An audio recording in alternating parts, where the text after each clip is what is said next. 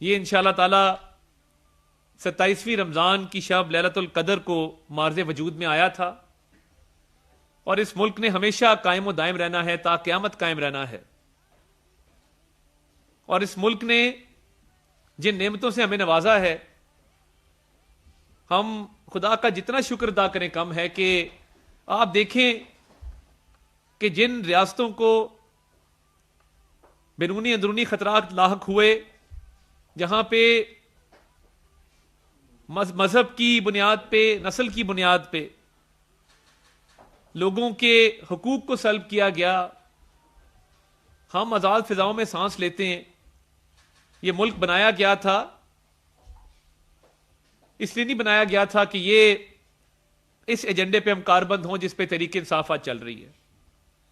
یہاں پہ IMF کا ڈیلیگیشن آتا ہے اور خوش اسلوبی سے ایک اچھے ماحول میں ان سے مذاکرات جاری ہیں، اور ایک مثبت اس کا اثر جا رہا ہے۔ آپ دیکھتے ہیں سٹاک ایکسچینج میں تیزی آتی ہے، جو سرمایہ کار ہیں ان کا اعتماد بڑھتا ہے، جس کو بزنس کانفیڈنس کہتے ہیں۔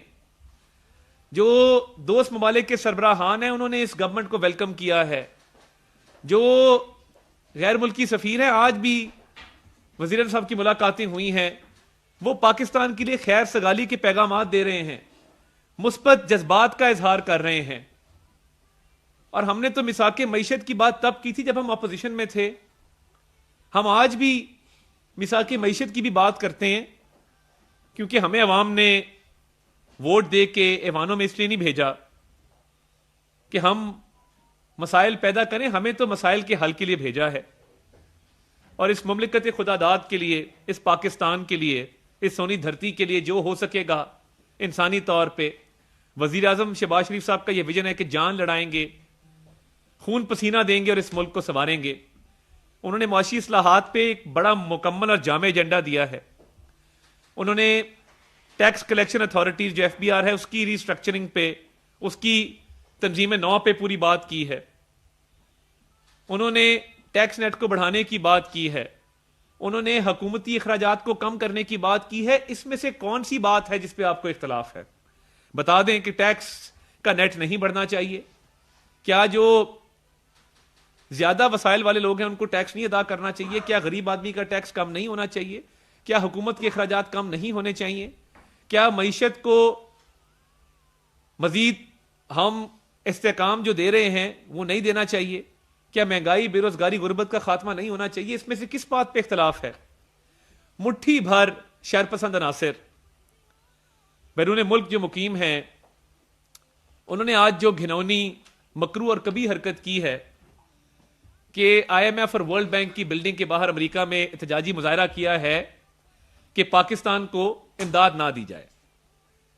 آپ ٹیکس بھی باہر ادا کر رہے ہیں، آپ پل بھی باہر کے ٹیکس کے پیسوں کے اوپر رہے ہیں۔ بہت سارے یہ لوگ ہیں جو سوشل سیکیورٹی باہر کلیم کرتے ہیں، ان حکومتوں کی جن ممالک میں یہ رہائش پذیر ہیں، ان کی سہولتیں لے رہے ہیں، ان کی آسائشیں لے رہے ہیں، وہاں پہ ہی کچھ ٹیکس ادا کر رہے ہیں اور زیادہ ٹیکس کے پیسوں پر پل رہے ہیں۔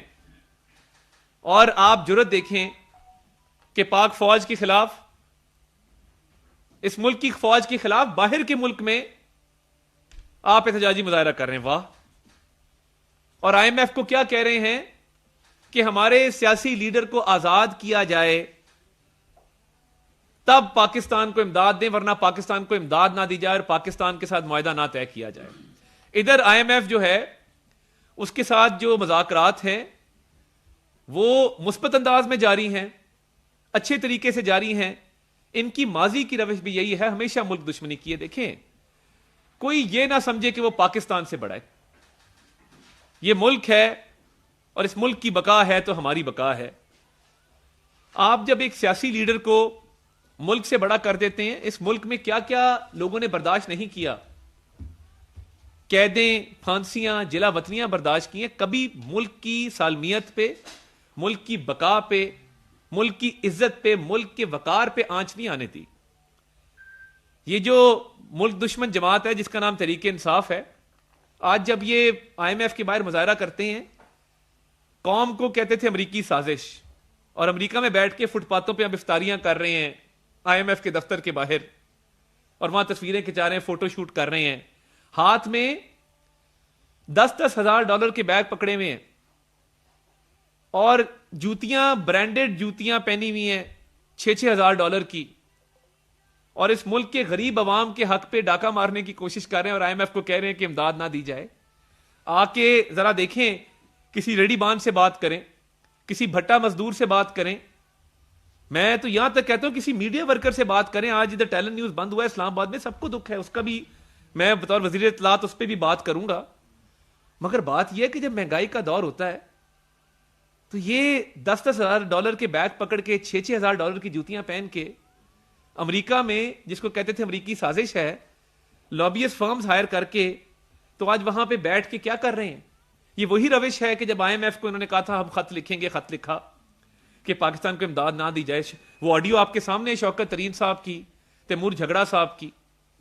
اس کے بعد جیل سے جو قیدی صاحب ہیں, بانی چیئرمین PTI جن کو کہتے ہیں, جنہوں نے توشہ خانہ کا سکینڈل کیا ہے, 190 ملین پاؤنڈ کا سکینڈل کیا ہے, جن پہ سائفر کا کیس ہے, پہلے کا امریکی سازش پھر کا نہیں ہے, یہ ان کی ایما پہ یہ ملک دشمنی ہو رہی ہے, اور اس کی اجازت نہیں دی جائے گی. دیکھیں, اس ملک کا ہمارے پہ قرض ہے, وہ قرض ہم اتاریں گے.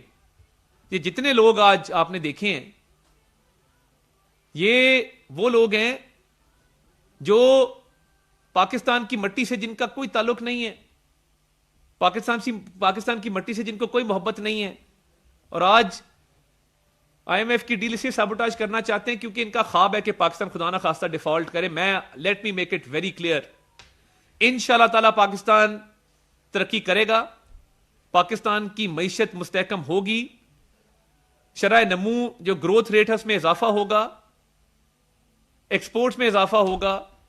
آنے والے دنوں میں آپ دیکھیں گے کہ کس طرح صحیح فیصلے ہوں گے, اور اس کا انشاءاللہ جلدی رزلٹ آنا شروع ہو جائے گا. تو یہ جو کام کر رہے ہیں ملک دشمن, یہ ہمیشہ سے کوشش رہی ہے.